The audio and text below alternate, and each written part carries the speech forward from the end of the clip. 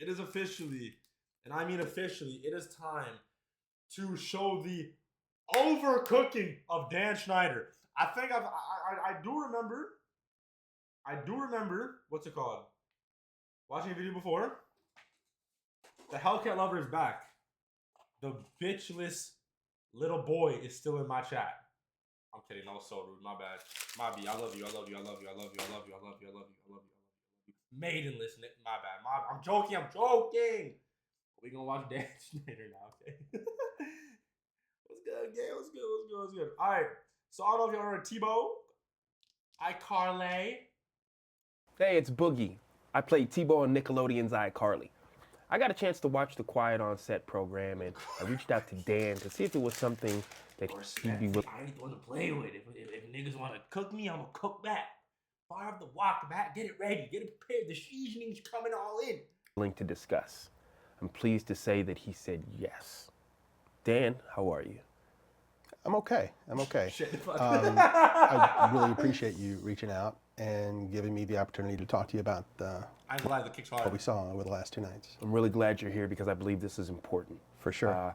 We've got a lot of things to unpack. But before I dive into my list of topics that I'd like to discuss, is there anything you'd like to start off with? Absolutely. Watching over the past 2 nights was very difficult. Me facing my past behaviors, some of which are embarrassing and that I regret. And I definitely owe some people a pretty strong apology. Let's talk about the massages. Okay. Yeah, okay, so this dude here, he's Tebow. He's from iCarly. He was the one, what do they call it? It's the potato thing. It's like the potato swirls on the stick. Watching the content yesterday, it was disturbing. It was wrong. It was wrong that I ever put anybody in that position. It was the wrong thing to do. I'd never do it today. I'm embarrassed that I did it then. I apologize to anybody that I ever put in that situation. And even additionally, I apologize to the people who were walking around Video Village or wherever they happened, because there were lots of people there who witnessed it who also may have felt uncomfortable. So I owe them an apology as well. Yeah. Dan, talk to me about the writer's room. From what I saw, not cool. No. And I don't mean to cut you off, but if I can cut right to the chase, let me just say, no writer should ever feel uncomfortable in any writer's room, ever, period, the end, no excuses. Wait, so is this whole thing just going to be him admitting everything he did? Most TV writers, comedy writers have been in writers' rooms, and they are aware that a lot of times there are inappropriate jokes made and inappropriate topics come up. But the fact that I participated in that, especially when I was leading the room, it embarrasses me. I shouldn't have done it. And I can tell you why it hurts really bad for me. I remember very clearly my early experiences, my first experiences in the entertainment business. I was green, I was scared, I was excited. It meant the world to me that I was getting those opportunities. And I went in and I got lucky because they were great. My first couple of experiences were fantastic. And the fact that... I'm not gonna lie to you. I know that he did... Okay. Allegedly, because I'm not fully sure. I know he had a feet fetish. He has some like feet fetish type shit. Some pedophilia shit. I swear to you, didn't Drake just come out saying some shit happened with him on the Nickelodeon set? So fucking Drake Bell, whatever it was. And there's something else. And the fact that I didn't pay that forward to every employee that walked through my door, it hurts my heart because I should have, and I wish I could go back and fix that. In the writers' room, there's no doubt that sometimes those jokes went beyond the pale, and I said things that went too far or made practical jokes that went too far, and that was wrong. And that was because I was an inexperienced producer. I was immature. Wouldn't happen today, but I'm just really sorry it happened. Yeah. Now we know you've had a lot of success over 2 decades. Thousands of people have worked with you for you. Yo, 10-inch Drake is crazy. Okay. Let's speak directly to the people who did not. Okay, can we just talk about that? I'm so sorry to keep pausing, but I gotta point this out. This nigga has the most retired fit I've ever seen in my life. And then he just throws on some Air Maxes? My boy came out the retirement home fresher than a motherfucker. What the hell? You're the generic golfing data with the Air Maxes. Like, what the fuck? Thousands of people have worked with you, for you. Okay. Let's speak directly to the people who did not have a good experience with you. Okay, I would like to speak to those people 100%. because I hate that anybody worked for me and didn't have a good time. You know me, you've been on my sets. Look, I've had some employees that have worked for me for 10 years, some more than 20 years, who would work with me again, but not everybody. There's still a significant number that didn't have a great time working for me, so my batting average isn't nearly high enough in that area. And the way they wouldn't get the best of me is that I would let the pressure of doing 40 or even more episodes per year, I would let that pressure get to me, which a good boss should never, ever do. Was there specific things that you were doing? Sure. I would snap at people sometimes. I would be snarky when I could have given them a nicer answer. I would not give people the time that they needed. I would be in too big a hurry to get on to the next thing I had to do. And watching that show, it made me, there were so many times I wanted to pick up a phone and call some of those people and say, I'm so sorry and let's talk about it. And I wish you'd had a better time and I wish I could have shown you a better experience. Yeah. Now, you've written hundreds of episodes. Thousands of jokes have been told. Yeah. But currently where we are, some people think that some of those jokes are inappropriate for children. What do you think of that? All these jokes that you're speaking of, that the show covered over the past 2 nights, every one of those jokes was written for a kid audience because kids thought they were funny and only funny, okay? Now we have some adults looking back at them 20 years later through their lens, and they're looking at them and they're saying, oh, you know, I don't think that's appropriate for a kid. Can't they say that about a lot of like these old shows though? Wait, wasn't there like a shit ton of like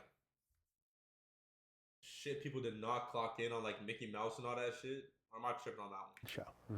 And I have no problem with that. If that's how anyone feels, let's cut those jokes out of the show. Just like I would have done 20 years ago or 25 years ago. I cut it. I want my shows to be popular. I want everyone to like. The more people who like the shows, the happier I am. Yeah. So if there's anything in a show that needs to be cut because it's upsetting somebody, let's cut it. So I think it's big for you to say with your work, if it's viewed as that today, you don't have a problem. Cut it.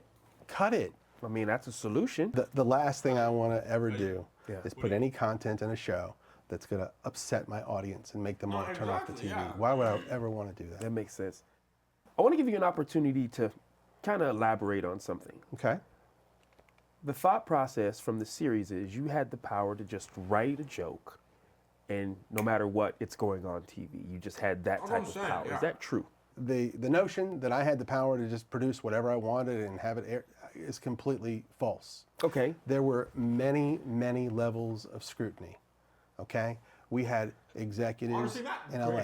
We had executives in New York. So 2 coasts. 2 coasts of approval, yes. And by the way, approval at every stage, really. Okay. And I'm talking about wardrobe. I'm talking about makeup, sound, sets, dialogue, jokes, everything. Now, when you say approval, these obviously that's a hierarchy, not your colleagues or people in the room. Okay. No, not my colleagues. No, these are my bosses. Bosses, and then their bosses, and then their bosses. And they're approving all of this stuff. Okay. Okay? And we're also shooting it in front of all sorts of adults and caregivers and the set teacher and the families. Everybody's watching it. And if anybody had said anything, hey, we don't like that, that's not appropriate, then it would have been cut out.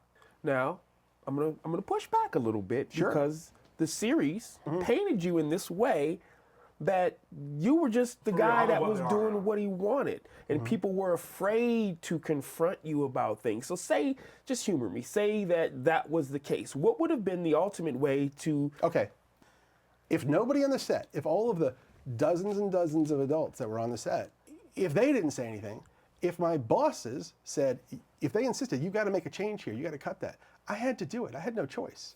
Got it. Now this next one. Subliminal messages in Disney shows are beyond crazy.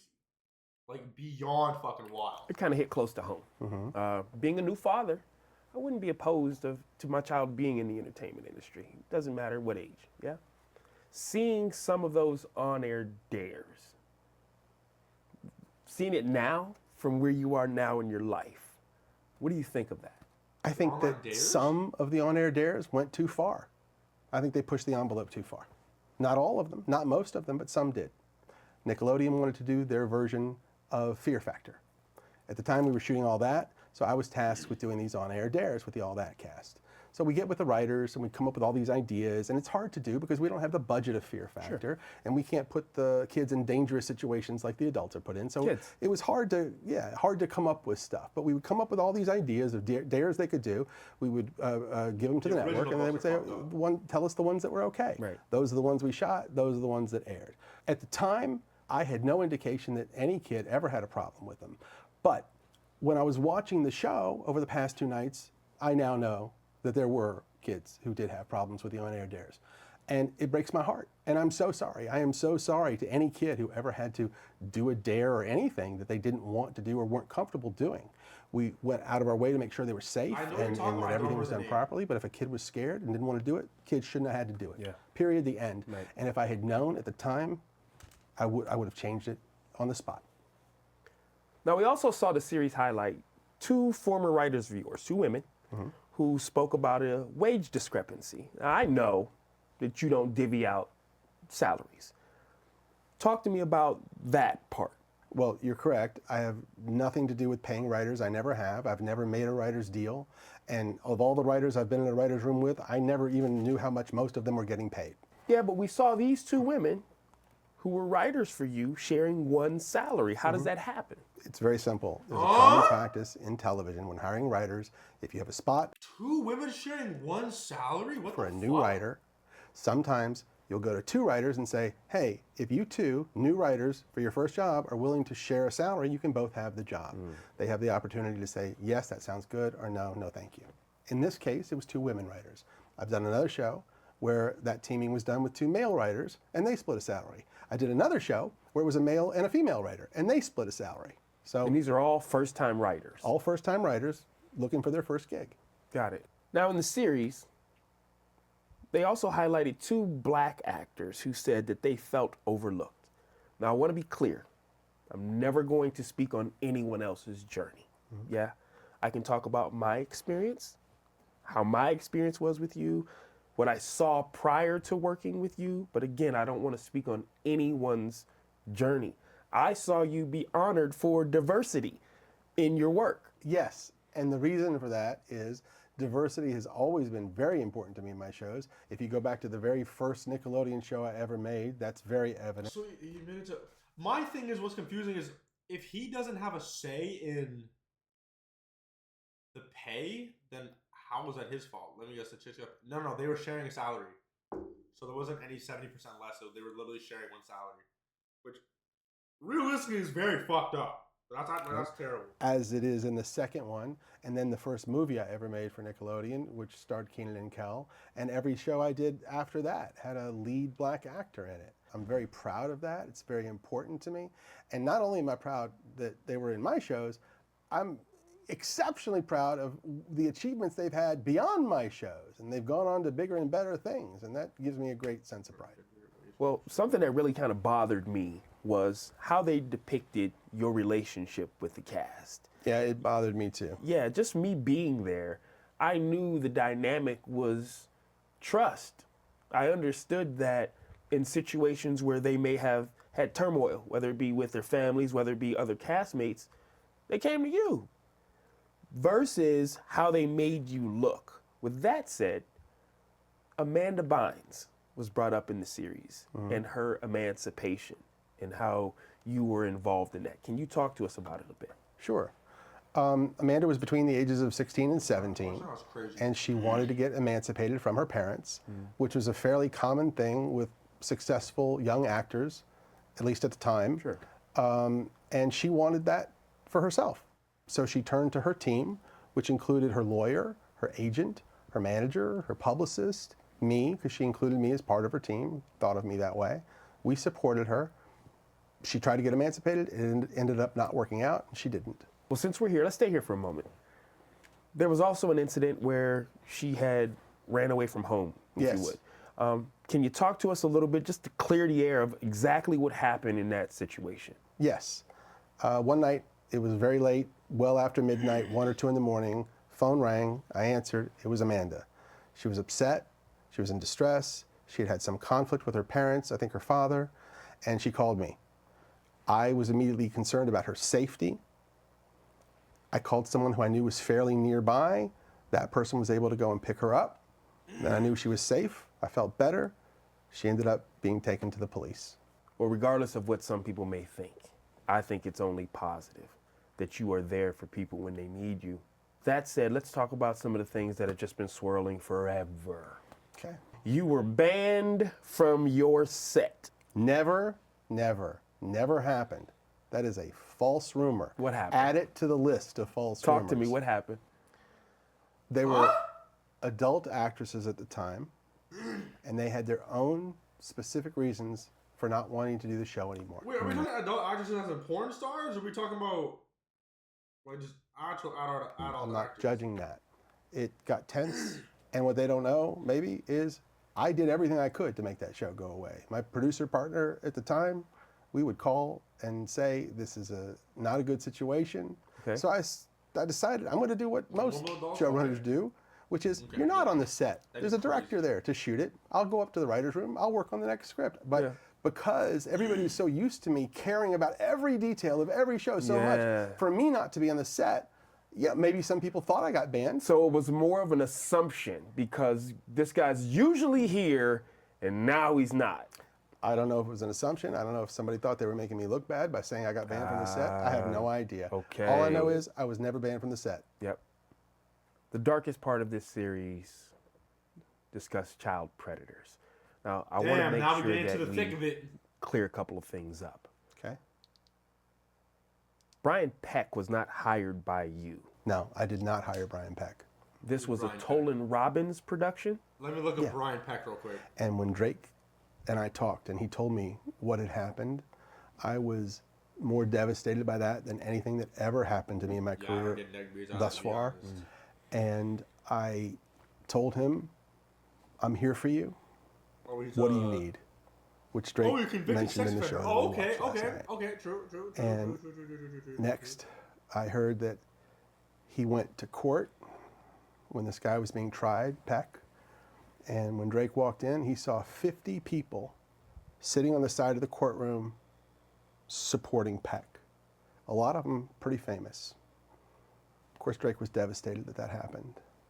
And even more disappointing, They are whack. 41 of those people wrote letters for Peck, character letters, praising him for who he was and asking for leniency. And they knew that he was guilty. They knew he had confessed to some degree, and they still did this.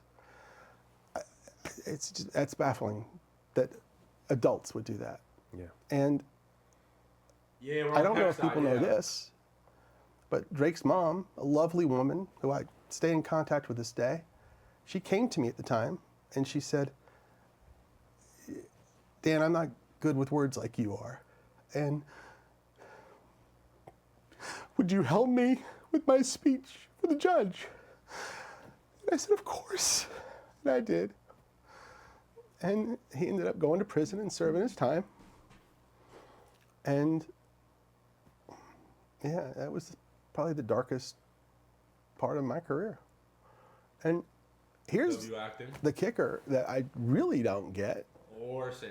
After he got out of prison and was, to my knowledge, a registered sex offender, he was hired on a Disney Channel show. 100%. I don't understand that. The tears are gone. I don't understand. Yeah. I appreciate you sharing that, man. Are you okay? You want to take a minute? Yeah, I'm all right. Let's keep going. Yeah? Nah, my. Okay. I think we really unpacked some important things. We set the record straight on a lot of things. Before I let you get out of here, I appreciate the vulnerability that you use in knowing that there's definitely things that... Why is Clock did? We're talking with you. He was talking about the whole Predator thing, and he changed it all to Brian Peck. You would have and should have done differently. Is there anything that we haven't discussed? Anything that if you could go back and navigate the journey differently, what would that look like? Forgive him 100%, man. Yeah, there's definitely things that I would do differently. One that I think would be really, really important is when you're hiring young actors, minors, to work in television, I would suggest that we have a licensed therapist there to That would be oversee smart, that actually. process for the specific reason of making sure that those kids really wanted to do this job, that they really wanted to be on television. Maybe they should even be informed about what that means. What's it going to mean if you're famous? What's that going to mean on social media? What's it going to mean within your family? Let them find out. And then that way, if a kid doesn't want to be on a TV show, they can opt out. That psychologist, that therapist could come to us and say, this kid doesn't want to do it, or their parents aren't understanding of what's going to come. And then we could avoid the mistake of ever putting a kid in a TV show that didn't want to be there. And additionally, the main thing that I would change is how I treat people and everyone. I definitely at times didn't give people the best of me. I didn't show enough patience. I could be cocky and definitely overambitious, and sometimes just straight up rude and obnoxious, and I am so sorry that I ever was. And all right, when I watched the show, I could see the hurt in some people's eyes, and it made me feel awful and regretful and sorry. I wish I could go back, especially to those earlier years of my career, and bring the growth and the experience that I have now and just do a better job and never, ever feel like it was okay to be an asshole to anyone, ever. Look, I wanted to make funny TV shows for kids, and we definitely did that.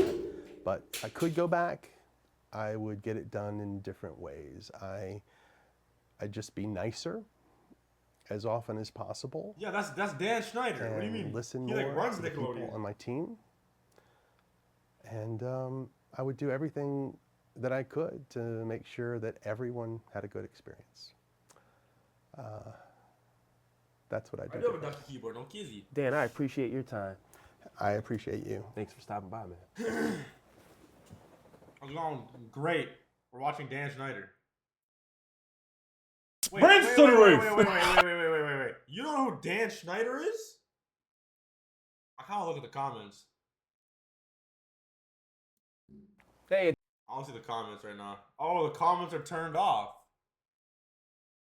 Damn. Well, I guess we'll never know. I'm not gonna lie to you.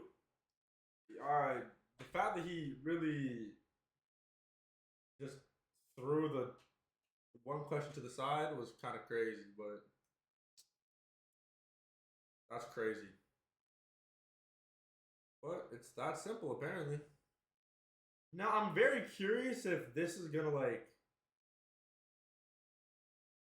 bring up more hate, or if it's gonna have people start having sympathy for him, whatever it is. I'm very curious. I don't think the second one, I think that's just gonna bring up more hate realistically. But it's just crazy that it's still going. It's actually crazy.